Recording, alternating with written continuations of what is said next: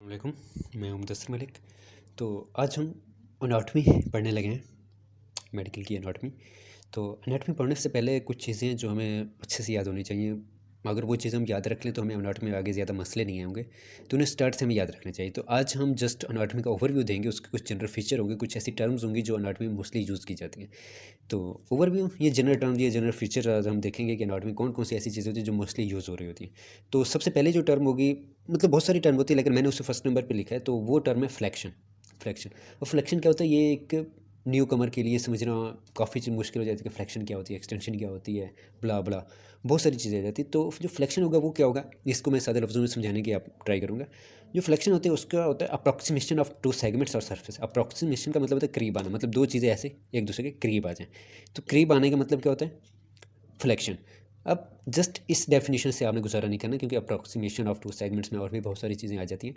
तो इसे अच्छे से याद रखने के लिए आप क्या याद रखोगे, अप्रॉक्सीमेशन ऑफ वेंट्रल सरफेस, जो वेंट्रल सरफेस होगी किसी भी बॉडी के पार्ट की, उनका आपस में करीब आना, and separation of dorsal surface. Dorsal होती है पिछली वाली सरफेस, वेंट्रल होती है सामने वाले, वेंट्रल या इंटीरियर, डोर्सल होती है पिछली वाली, पोस्टीरियर वाली। तो अप्रॉक्सीमेशन ऑफ वेंट्रल सरफेस का एक दूसरे के करीब आना, और जो डोर्सल सरफेस होंगे उनका क्या हो जाना, अलग हो जाना। तो ये क्या कहलाता है, फ्लेक्शन कहलाता है। ये मैं डिटेल में समझाता हूँ आपको। तो इसके बाद क्या होता है, इसमें फ्लेक्शन में डिक्रीज ऑफ एंगल, जो एंगल होता है वो क्या हो जाता है, कम हो जाता है। तो इसकी मैं आपको सिंपल सी एग्जांपल दूँ आपको, अपनी रिस्ट फ्लेक्शन। ये हमारी रिस्ट है, कलाई, चिटकी कलाइयाँ। तो जस्ट इसके हम पढ़ेंगे कि रिस्ट फ्लेक्शन क्या होता है। रिस्ट फ्लेक्शन क्या होता है, ये आपने अपनी ये जो टर्न की हमने, ये आपकी फिंगर्स जैसे करीब आ रही है, तो ये करके देखेंगे ना, तो ये क्या हो रहा है, फ्लेक्शन हो रही है। और फ्लेक्शन हो रही है तो यहाँ पे देखें, ये जो सर्फेस है ये इंटीरियर सर्फेस है, इसको इंटीरियर कहते हैं, ये पोस्टीरियर। तो ये इंटीरियर या वेंट्रल इसे कहते हैं, इंटीरियर या वेंट्रल, ठीक। तो अब जब फ्लेक्शन हो रही है तो देखिए ये इंटीरियर सर्फेस एक दूसरे के करीब आ रही है, वेंट्रल सर्फेस एक दूसरे के करीब आ गई, अप्रॉक्सीमेशन हो गई। लेकिन पीछे, अगर पीछे हाथ लगा के देखो तो आपको फील होगा ये चीज़ें एक दूसरे से अलग हो रही है, तो पीछे अलग हो रहा है। तो देखो, वेंट्रल अप्रॉक्सीमेट हो गए, करीब आ गए, वेंट्रल सेपरेट हो गए। होगी डेफिनेशन क्लियर।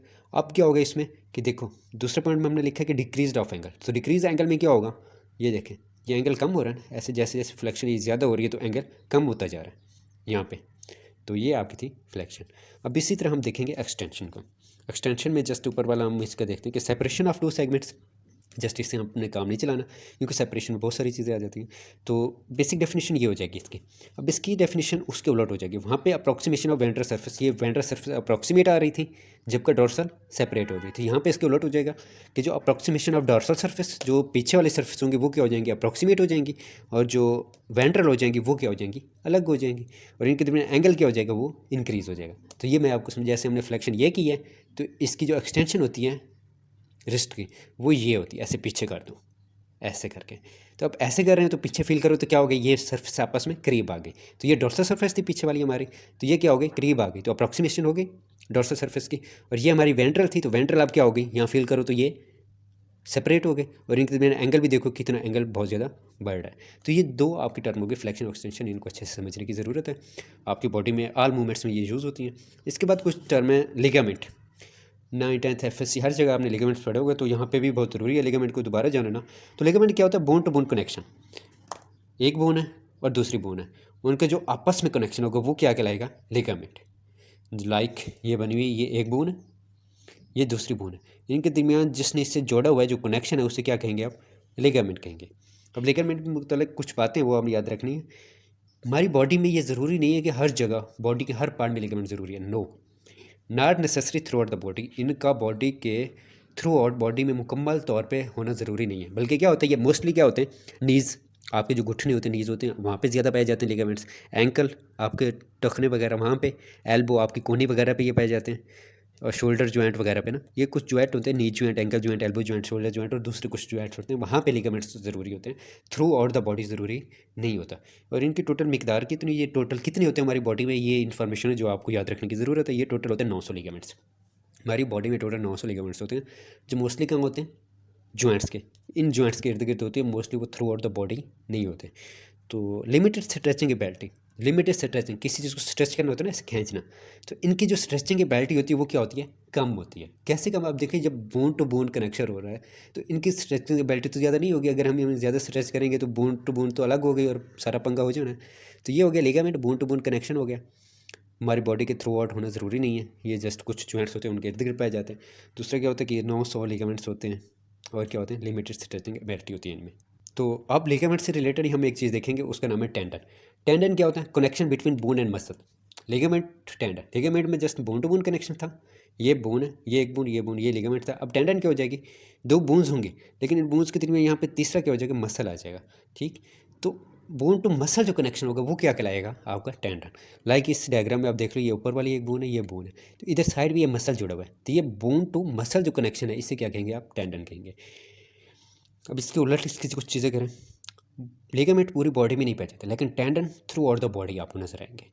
और इनकी मैक्सिमम मिकदार कितनी होती है, टोटल कितने होते हैं नंबर में, ये टोटल 4000 होते हैं। वो जस्ट 900 थे, ये 4000 होते हैं। तो लेकिन इनकी जो एग्जैक्ट काउंट है ये अप्रॉक्सीमेटली है, कोई उन्होंने एक फाइनल नहीं बताई हुई। तो इसकी जो एग्जैक्ट काउंट होती है वो इस पर डिपेंड करती है कि किसी बंदे का साइज़ क्या है और उसका मसल मास कितना है। एक बंदा है जिसका साइज़ है 100 मन 200 मन, तो उसमें टेंडन ज़्यादा होंगे, मसल मास भी उसका ज़्यादा होगा, तो उसमें टेंडन ज़्यादा होने का खतरा है। जो एक दुबला पतला सा सूखा सा होता है तो उसमें बहुत कम चांस होते हैं, उसमें थोड़े कम हो जाते हैं टेंडन। तो इसमें क्या होगा, मैक्सिमम स्ट्रेचिंग की बैटरी होगी, क्योंकि इसके साथ मसल वर्क कर रहा है, तो मसल जितना स्ट्रेच करोगे वो हो जाता है, तो मसल स्ट्रेच हो सकता है, ज़्यादा इनकी स्ट्रेचिंग की बैटरी होती है। तो ये हो गया कुछ ऐसी टर्म्स थी जो हमने यहाँ पे पढ़ी। तो अब हम जो अपना शुरू करने लगे हैं, अपर लिम्ब हमने शुरू करना है एनाटॉमी में। तो अपर लिम्ब में हम सबसे पहले कुछ चीज़ें देखेंगे जो हमें ओवरव्यू हम देखेंगे जस्ट, उसके बाद हम वन बाय वन इनको डिस्कस करेंगे। तो अपर लिम्ब में क्या होता है, इसके टोटल 4 पार्ट होते हैं अपर लिम्ब में। अपर लिम्ब ऊपर वाला पार्ट होता है ना हमारा, तो उसमें क्या हो जाता है, एक शोल्डर रीजन आ जाता है, एक आर्म आ जाता है, दूसरा फोर आर्म आ जाता है, और लास्ट वन हैंड आ जाता है। लाइक मैं आपको बताऊँ, ये जो शोल्डर है, शोल्डर में क्या आ जाती है, हमारी दो हड्डियाँ आ जाती है, एक क्लेविकल आ जाती है, दूसरी स्कैपुला आ जाती है। शोल्डर रीजन कंधे वाला रीजन जो होता है वहाँ पे ये दो बोन्स आ जाती है। उसके बाद आर्म रीजन होता है, उसके बाद हमारा आर्म शुरू होता है। आर्म में क्या होता है, कौन सी बोन होती है, वो ह्यूमरस होती है, एक ही हड्डी होती है। दोनों में दो हो जाएंगे, दो होते हैं ना हमारे आर्म दोनों साइड के, एक साइड पर क्या होगा, ह्यूमरस होगी। अब ये आर्म क्या है, जो शोल्डर से लेके जो आपकी एल्बो तक, ये एल्बो होती कोनी, शोल्डर से लेके जो एल्बो तक का जो एरिया होगा ये क्या होगा, आर्म में आएगा। तो यहाँ पे बोन क्या होगा, ह्यूमरस होगी। इसके बाद आ जाता है फोर आर्म। फोर आर्म क्या होता है, एल्बो से आगे ये रिस्ट तक का जो एरिया, ये रिस्ट है ना आपकी कलाई, एल्बो से लेके कोनी से लेके जो रिस्ट तक का एरिया, ये क्या कहला आएगा, फोर आर्म में आएगा। इसमें दो तरह की हड्डियाँ होती हैं, एक रेडियस होती है, दूसरी अल्ना होती है। तो अब वो मोस्टली लोगों में कन्फ्यूजन होती है कि हमें कैसे पता चलेगा रेडियस कौन सी है तो अल्ना कौन सी है। तो सिंपल याद रख लो, जो ये थंब वाली साइड है, अंगूठे वाली साइड, तो इस वाली साइड पर जो यहाँ बोन मौजूद होगी उसे रेडियस कहेंगे, और ये जो हमारी लिटल फिंगर है, छोटी फिंगर, इस वाली साइड पर जो हमारी बोन होगी उसे क्या कहेंगे आप, अल्ना कहेंगे। तो इससे रिलेटेड थोड़ी मैं और भी बता दूँ कि ये जो डॉक्टर बने फिरते हैं, हर लोग किसी को बुखार हो तो ऐसे हाथ लगा के चेक कर रहे होते हैं, तो उनको कोई पता नहीं चलता कि बुखार है या नहीं है। उसके लिए ज़रूरी होता है ये जो रेडियस बोन होती है ना, यहाँ पे एक रेडियल नर्व होती है, तो इसकी लाइन में हमें फिंगर से पल्पेट करनी पड़ती है कि उनकी जो नब्ज़ है वो चल रही है या फास्ट है या स्लो है। तो ये थोड़ी बहुत इन्फॉर्मेशन है जो मैं आपको दे रहा हूँ, ये जनरल टर्म्स हैं जो आपको आगे हेल्पफुल रहेंगे इंशाल्लाह। तो उसके बाद फोर आर्म भी हो गए हमारे पास। इसके बाद आ जाता है हैंड, ये हमारा हैंड। अब कलाई से रिस्ट से आगे जो एरिया शुरू हो गया वो क्या आ गया, हैंड का। तो इसमें क्या होती है, बोन्स होती है। यहाँ पे देखें, आर्म में हमने पढ़ी ह्यूमरस, फिर रेडियस है ना फोर आर्म में। अब हैंड में क्या पढ़ेंगे, यहाँ पे जो रिस्ट है ना, यहाँ पे 8 कार्पल बोन्स होती हैं। यहाँ पे 8 कार्पल बोन्स होती हैं, उनकी 2 लेयर्स बनी होती है, एक ऊपर वाली लेयर होती है, एक नीचे वाली लेयर होती है, 4 की। तो 8 यहाँ पे बोन्स होती हैं कार्पल्स की। उसके बाद आपकी शुरू हो जाती है ये मेटाकार्पस। आपकी ये जो पाम है, ये जो हथेली है, यहाँ पे जो बोन्स मौजूद हैं उन्हें क्या कहेंगे आप, मेटाकार्पस। उसके बाद जो ये जो आपकी ये उंगली हैं, ये जो डिजिट वगैरह हैं, इन्हें क्या कहेंगे आप, फ्लिंचेस। तो हैंड में क्या है, 8 कार्पल्स हैं, 5 मेटाकार्पल्स हैं और 14 फ्लिंचेस हैं। पीछे हमने अपर लिम्ब के थोड़े पार्ट्स पढ़े और उसके बारे में बताया कि कौन से पार्ट में कौन सी बोन्स होती हैं, हड्डियाँ होती हैं। तो अब हम पढ़ रहे हैं जॉइंट्स ऑफ अपर लिम्ब। ये मैं कोई डिटेल नहीं बता रहा, जो पीछे हमने बोन्स पढ़ी हैं, क्लेविकल, स्कैपुला, ह्यूमरस, ये सारी हम इन्हें डिटेल में भी डिस्कस करेंगे आगे। हमने इन्हें डिटेल में ही डिस्कस करना है। ये जस्ट मैंने एक जनरल फीचर के तौर पे जनरल ओवरव्यू दिया है, ताकि आप जब एनाटॉमी शुरू करें तो आपको ये टर्में आती होंगी, तो आपको ज़्यादा मुश्किल नहीं होगी। तो अब हम इसके अपर लिम्ब के कुछ जॉइंट्स पढ़ रहे हैं। जॉइंट्स क्या होता है, मीटिंग पॉइंट ऑफ 2 बोन्स, जहाँ पे 2 बोन्स आपस में मिल रही हो तो वो जो पॉइंट कहलाता है, वो पॉइंट क्या कहलाता है, जॉइंट कहलाता है। तो अब हमारे जो अपर लिम्ब में जो जॉइंट बनते हैं ना, वो सबसे पहले देख लें। स्टर्नम होती है, ये जो चेस्ट में हमारे सामने आपको फील होती है हड्डी सी, ये स्टर्नम होती है। उसके बाद क्लेविकल आती है। क्लेविकल क्या होती है कि लाइक ये जो मॉडल्स वगैरह होती हैं, फीमेल्स वगैरह, तो इन्होंने वो जो हाफ ड्रेस पहना होता है ऊपर से, तो उनकी यहाँ पे बोन नज़र आ रही होती है शोल्डर के पास, एक क्लेविकल सी, उसे ब्यूटी बोन कहते हैं। तो ये क्लेविकल होती है। उसके बाद स्कैपुला, स्कैपुला के बाद ह्यूमरस, ह्यूमरस के बाद रेडियस अल्ना, रेडियस अल्ना के बाद कार्पल्स, जो पीछे हमने डिटेल में पढ़ी है, मतलब उनको ओवरव्यू लिया। कार्पल्स, फिर मेटाकार्पल्स, मेटाकार्पल्स के बाद क्या थी, फ्लिंजेस थी। तो इनके दरमियान हमने जॉइंट्स पढ़े। अब देखो स्टर्नम क्लेविकल, स्टर्नम क्लेविकल के साथ जॉइंट बनाती है स्टर्नम क्लेविकल। अब इन दोनों के मिलने से यहाँ पे जो जॉइंट बनता है, जो स्टर्नम और क्लेविकल को आपस में जोड़ता है, उस जॉइंट का नाम होता है स्टर्नो क्लेविकुलर जॉइंट। नाम ही शोर है स्टर्नो क्लेविकुलर, स्टर्नो से स्टर्नम, क्लेविकुलर क्लेविकल, मतलब स्टर्नम और क्लेविकुलर के दरमियान जो जॉइंट होता है उसे क्या नाम देते हैं, स्टर्नो क्लेविकुलर जॉइंट। अब क्लेविकल और स्कैपुला तरतीब में चल रहे हैं ना, ठीक है, ये छोटे से बड़े आगे तरफ बढ़ रहे हैं। तो क्लेविकल बनाता है आगे स्कैपुला के साथ। तो यहाँ पे बनाने के लिए हमारे पास, जब हम इनको डिटेल में पढ़ेंगे तब आपको ये जस्ट एक जनरल व्यू है, इसमें ये नहीं जाना कि ये क्या होता है स्कैपुला क्या होता है, हम सब कुछ इनको डिटेल में पढ़ेंगे ज़रूर। तो स्कैपुला में क्या होते हैं, दो तरह के पार्ट होते हैं। स्कैपुला में एक पार्ट होता है एक्रोमियन प्रोसेस, ये जब हम स्कैपुला डिटेल से पढ़ेंगे तो इसको भी डिटेल से पढ़ेंगे। स्कैपुला में एक पार्ट होता है एक्रोमियन प्रोसेस, एक पार्ट होता है ग्लिनॉइड कैविटी। तो क्लेविकल क्या होता है, क्लेविकल जो स्कैपुला का एक्रोमियन प्रोसेस है उसके साथ मिलकर जॉइंट बनाते हैं। तो अब देखो क्लेविकुलर और एक्रोमियन प्रोसेस, इसने मिलके जो जॉइंट बनाया उसका नाम क्या हो गया, acromio clavicular joint. Acromio mean acromion process, clavicular mean clavicle, acromio clavicular joint. अब स्कैपुला के बाद क्या होता है, ह्यूमरस आता है। अब ह्यूमरस ने स्कैपुला के साथ जॉइंट बनाना है, तो स्कैपुला का जो दूसरा पार्ट होता है ग्लिनॉइड कैविटी, ह्यूमरस उसके साथ मिलके जो जॉइंट बनाता है, ग्लिनॉइड कैविटी और ह्यूमरस। ये हम डिटेल में पढ़ेंगे आगे, तो आपको इजीली समझ आएगा, बस अभी आप याद रख लें ये सारा। तो ग्लिनॉइड के साथ तो ग्लिनॉइड का ग्लिनो ले लिया, ह्यूमरस का ह्यूमरा ले लिया, ग्लिनो ह्यूमरल जॉइंट। जॉइंट याद करना कोई भी मुश्किल नहीं है, जैसे आपको नाम याद होने चाहिए, नाम याद होने से आपको पता चल जाता है कि किसके दरमियान जॉइंट बन रहा है। उसके बाद ह्यूमरस क्या होता है, ह्यूमरस अब आगे आर्म में, इसने आगे जॉइंट किसके साथ बनाना है, रेडियस और अल्ना के साथ जॉइंट बनाना है।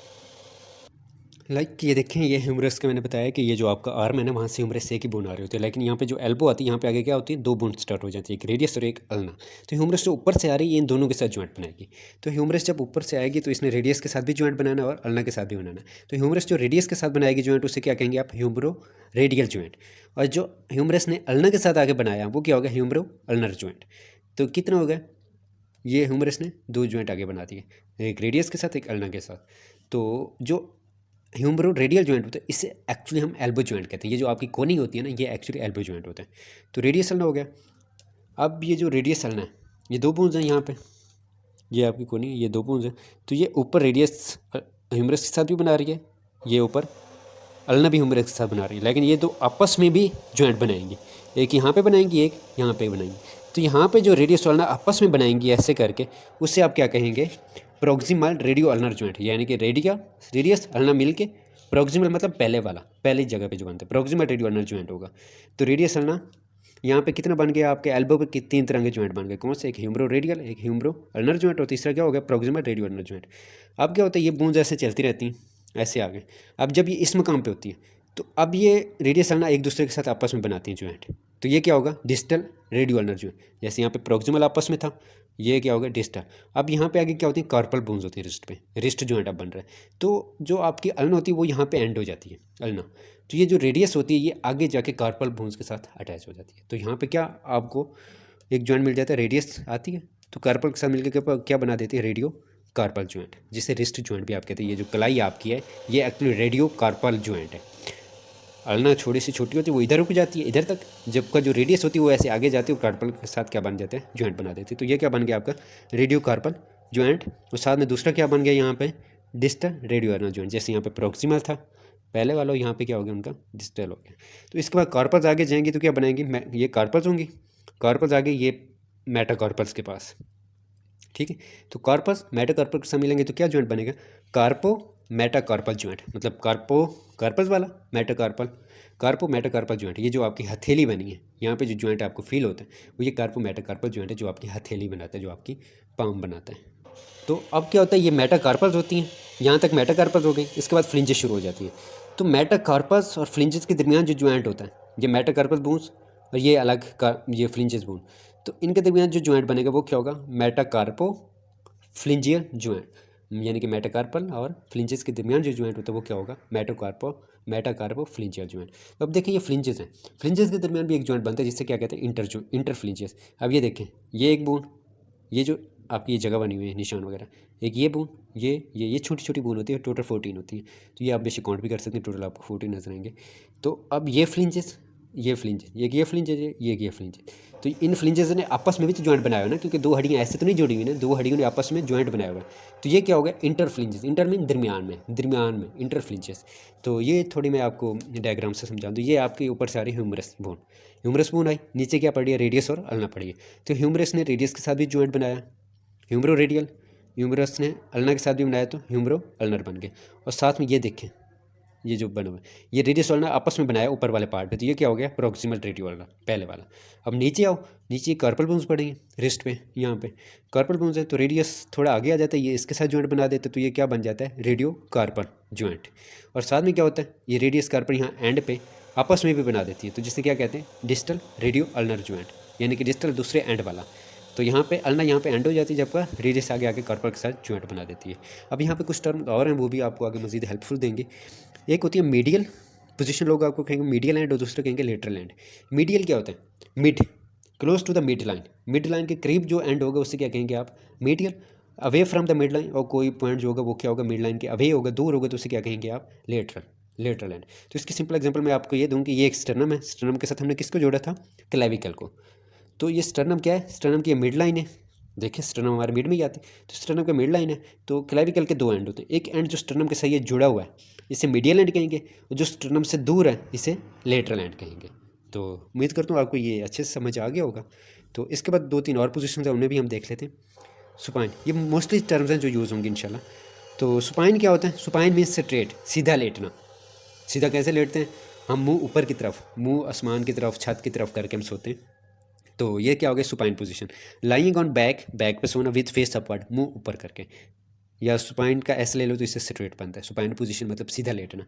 दूसरा तो प्रोन से पुठा, पुठा मीन उल्टा, तो उल्टा का मतलब रिवर्स। जैसे ये लाइंग ऑन बैक है, अब क्या होना है, आपने सीधा लेट, मतलब मुंह नीचे करके सोना है। पहले था मुंह ऊपर करके सो रहे थे, अब मुंह नीचे करके सोना है, मतलब उल्टा सोना है।